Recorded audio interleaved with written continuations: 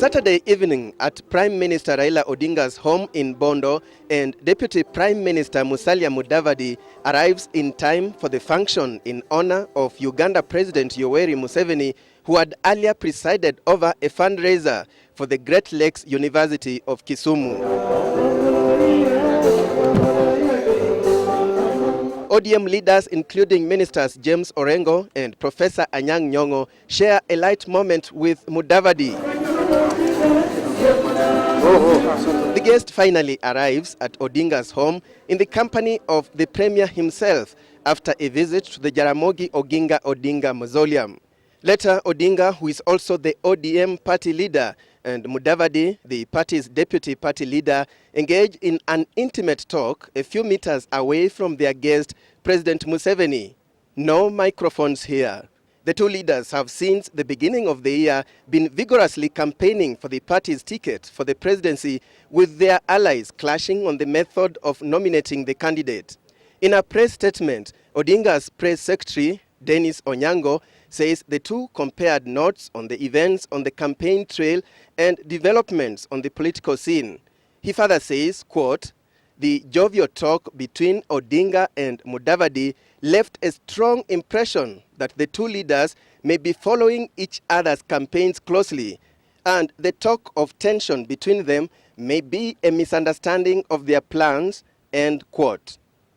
In a strongly worded rejoinder, Private Secretary and Director of Public Communication in the DPM's office, Kibisu Kabatesi, says Onyango's statement is a spin in bad taste that insinuated that there was a crisis between the two leaders when there was none.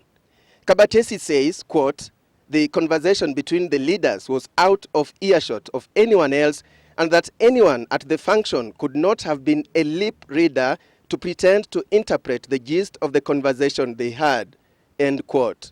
The new turn of events comes a few days after the formation of a group called Orange Rapid Response Team, led by Regional Development Minister Fred Gumo, whose motive was understood by the Mudavadi team as being geared towards putting pressure on the DPM to step aside for the PM in the contest for the party's ticket.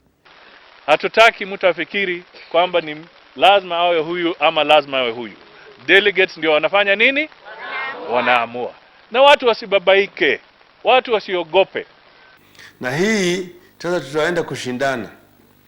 Hii ya ndani yetu, hii ni ya ndani tu.